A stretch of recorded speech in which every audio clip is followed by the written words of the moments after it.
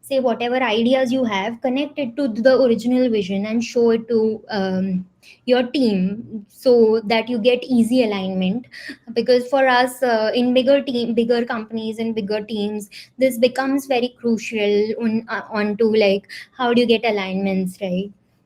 um, so that's, I think, yeah, that is one approach which I tried and experimented in various ways. But broadly I felt like this as a principle is important, that how do I kind of, as a designer, also not just align these align all the stakeholders, but also how do I make contribution in roadmaps. Say like how can I bring insights on what will be the low effort high impact kind of solution or feature that we should go after, right? So these are the kind of insights that designers are uniquely placed to bring. One example of this was that this one slide we generally try and have in a lot of my presentations, where I kind of like try to have a plan of action.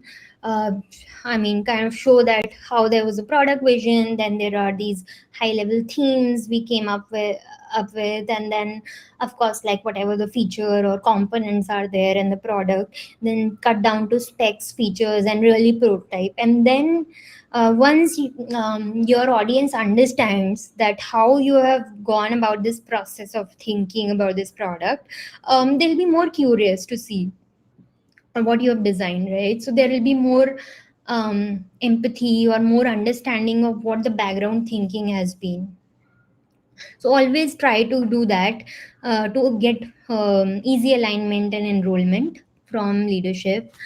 um, yeah, the fourth point, which I also wanted to talk about, which we've been doing, and probably you've also been doing in your organizations, but at all the places I worked, be it startup like Zomato or Google or Microsoft, one thing I try to do, if there is a research counterpart part, work with them.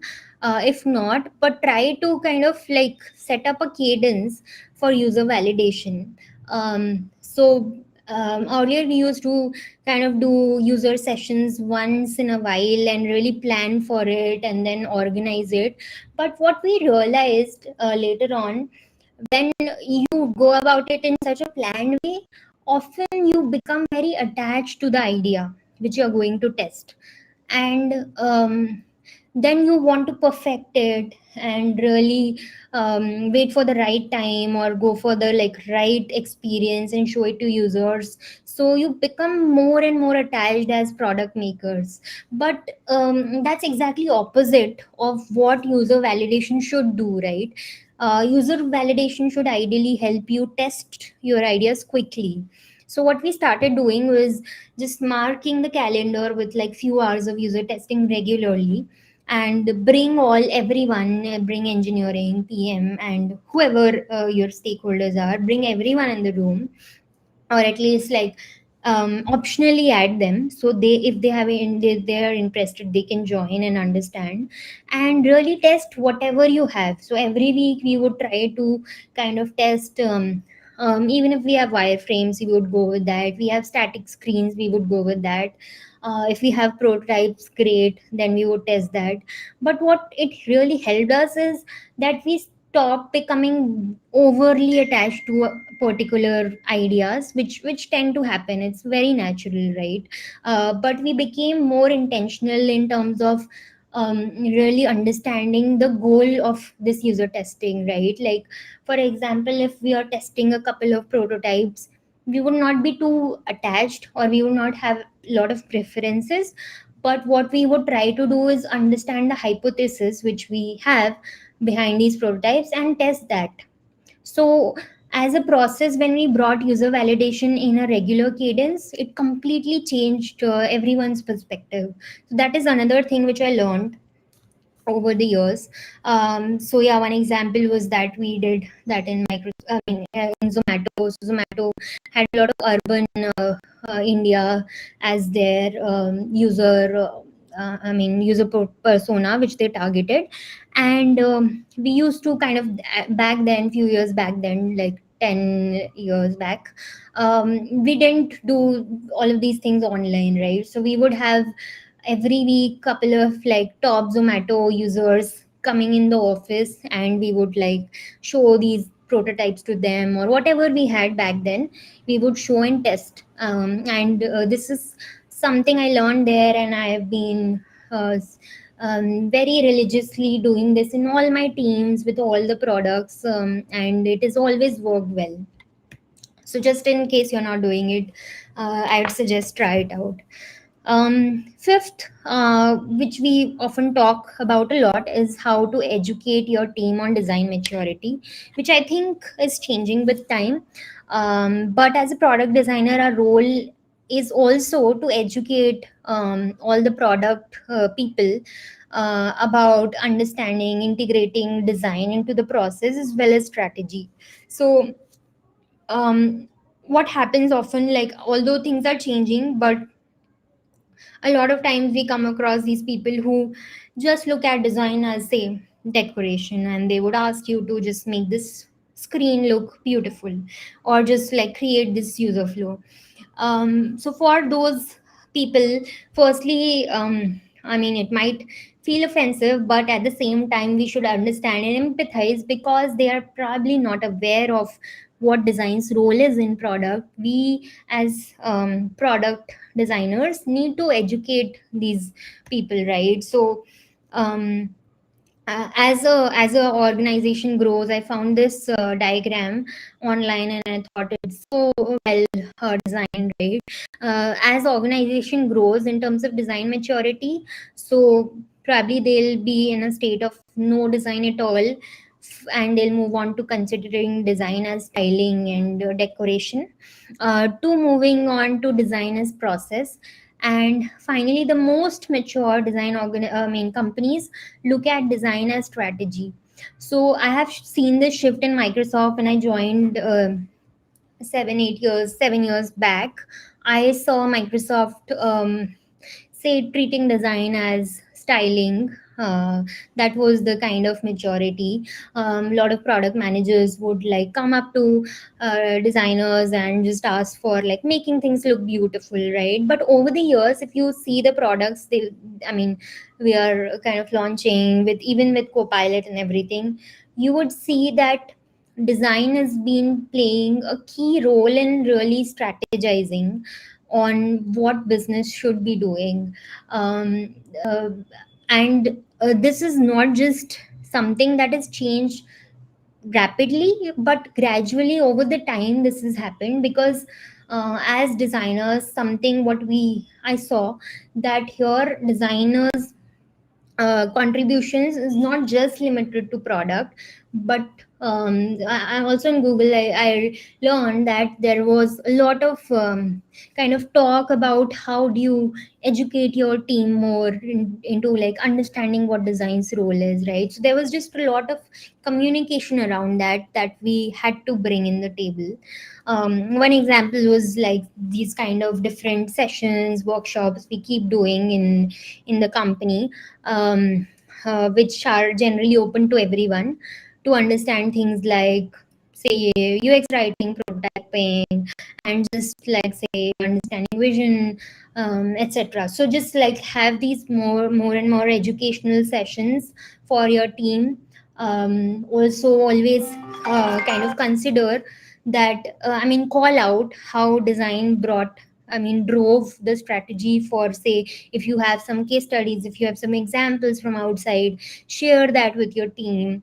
So a lot of, I think, education really helped in changing that perspective, but definitely happened over the years, not something that happened at a snap. But it has definitely made our job easier and given us the power we felt like we always felt like we were missing, and made designers feel more empowered to speak up, to bring ideas and vision to businesses which they probably never thought of. And finally, the last important bit which I also learned, that it's not just about delivering, but also at the time of delivery really assessing what all the risks you have with this, whatever you have designed. Not just at the time of delivery, I mean entirely, right? Now what are the risks generally attached to product features, right? It could be of three kinds. It could be feasibility risk, like you spoke to engineering early on, which I have always been doing, and that has always benefited. So you can understand the feasibility, limitations, timeline limitations, bandwidth limitations, etc. Usability risk, that if say you focus on this one feature a lot, will that other feature suffer? Will this cause some sort of problems to for users? And then finally value risk. So after doing all this, will it be valuable for the business or not? So at times we cannot answer all of these questions, but that is where partnership plays a very important role. So partnering with your PM or engineering counterpart and really understanding these have always helped me. One of the things we also do as a team is do like these experience reviews. So this is one example of how we assess the risk. So what we do is we list down all the user jobs or jobs to be done, whatever you call it in your company, and with say whatever feature we are going to launch. Once it is reached a stage where it is developed and it is ready to be shipped, we take a step back and we call everyone in the room. We have this meeting, which is almost become a standard process in Microsoft, which we called experience reviews. And it's not just for designers, it's for all the product team, for PMs, for engineering, for leadership, to come in and just test out the product based on these user jobs. And then after that we ask them to rate the product experience, and rate on based on all these different categories, be it visual design, structure design, architecture of IEAs and architectures, requirements and foundations. So basically just look across, and we are very open minded as product makers. If say it's something I worked on, I'll call the entire team, but I'll be very neutral and open minded, and push them to really honestly rate it without being bringing any bias, and then really make the call to that, are we ship ready, or do we need to take some time and really figure out if there are some major issues, if there are some technical bugs, or if even if at times it has happened that we felt that the hypothesis we had while we designed this is somewhere getting lost and it's not translating into the experience, and we have taken that feature back. I mean, we've not shipped it, and we have completely gone back to the to the pen and paper and like redesign and rethought about it completely.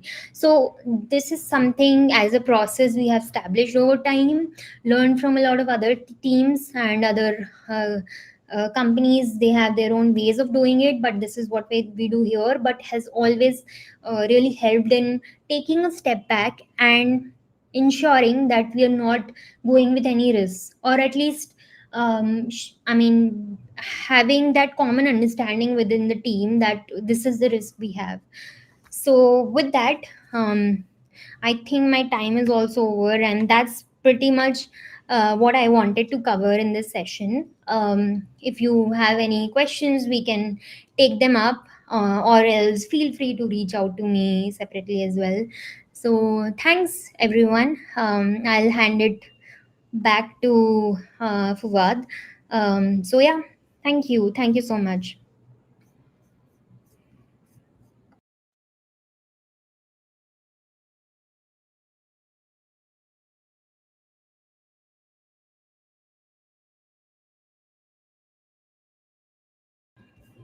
I hope I'm audible. So please feel free to bring up any questions.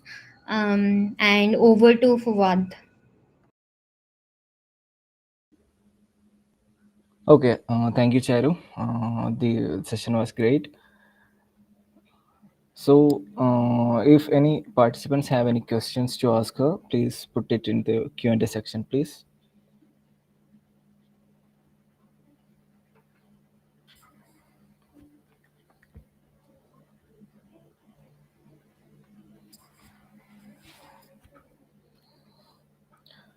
So, Charu, we have two questions as of now. So, can you see the questions? Yeah. Mm. Um, so first one is what's your LinkedIn? So let me share that. Yeah. Um, yeah. Second is how to deal with business teams. I think I did cover that a lot, but if you're new, if you're someone who's new to product design and you're working with product managers for the first time, I think being very open minded helps. So initially what they would ask, whatever they ask you to do, I would say maybe do it for some time, but then um, I think eventually you'll figure out. Be open to learning, like I mentioned about the matrix. So be open to learning these new terms which probably have not heard of, like success metrics, product metrics, data dashboards, etc.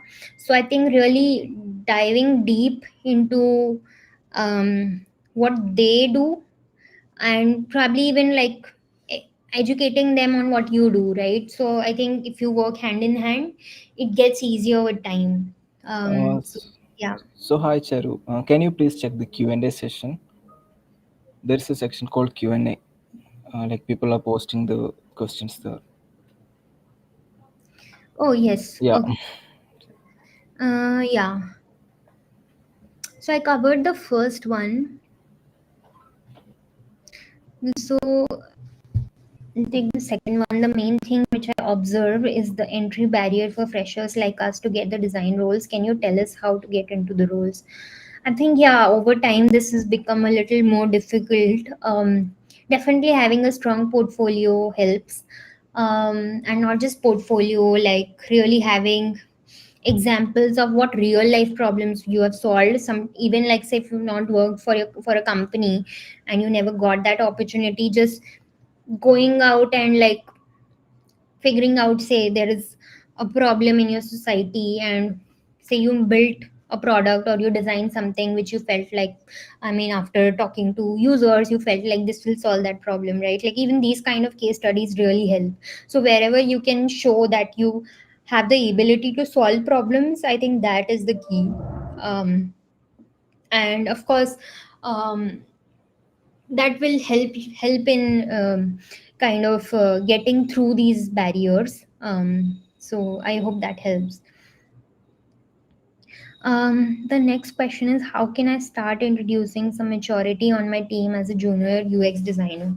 So yeah, very interesting question. I think I spoke about couple of things we do, but I think generally just sharing, like having educational sessions, sending out newsletters, and case studies or any material to read, just like educating. I mean, being really, I mean, don't think about like are people even reading things you're sharing or not, but just share out more. Eventually, you'll learn that yeah, people actually look at what you're sharing, right? And just find out these examples, whatever is happening in the industry, where design is really driving the way forward, or kind of have these case studies, have those educational sessions on, even call the team on for brainstorming sessions. So these are the things we have been doing over the time. It has really helped in,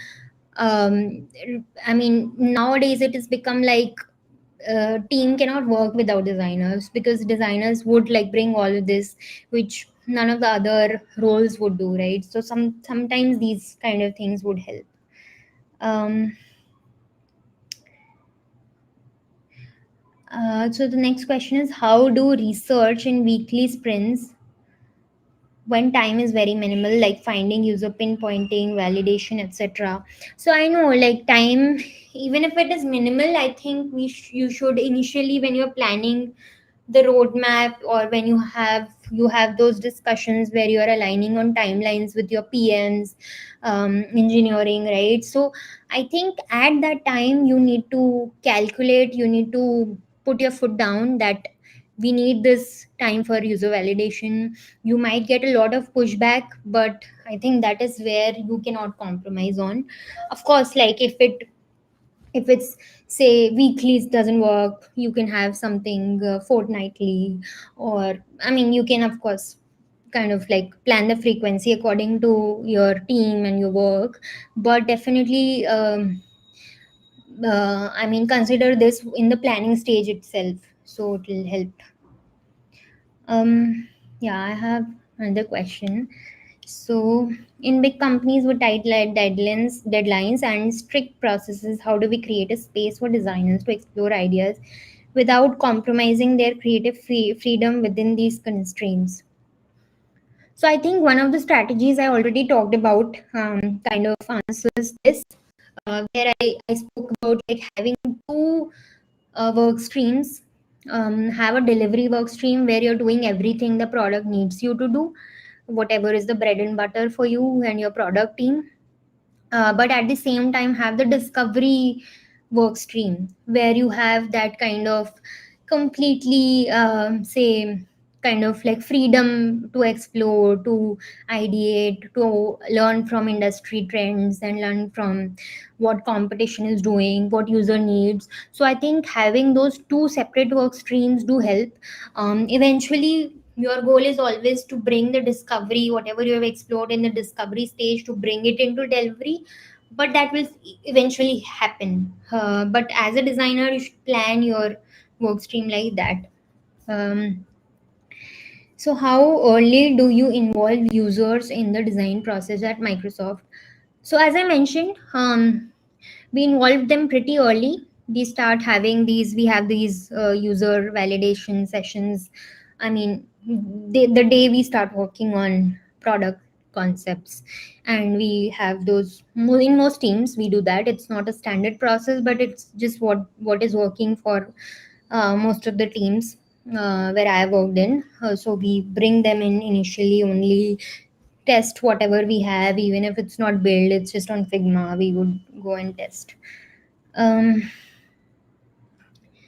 so the next question is, what are the crucial metrics for UX designers you should focus on? So I think this is something which is very I mean dependent on what product you are designing, and I would maybe not be the best person to answer that, but maybe work with your product manager, who would be able to kind of help you with that and be open to learn, is what I've understood.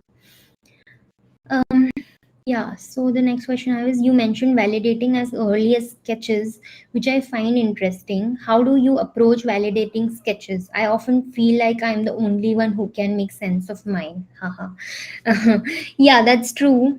Um, but we have actually many a times validated just sketches, and surprisingly people do understand. Like if you get users who are say using products of similar competition or similar kind, I think if you get like slightly digitally savvy kind of users, it's I mean more or less it will work. So it's not, and as I said, like since you have weekly or you will have this regular rhythm, you always have the opportunity to again go back and test them. So it's not like you're just doing it for once and for all, right?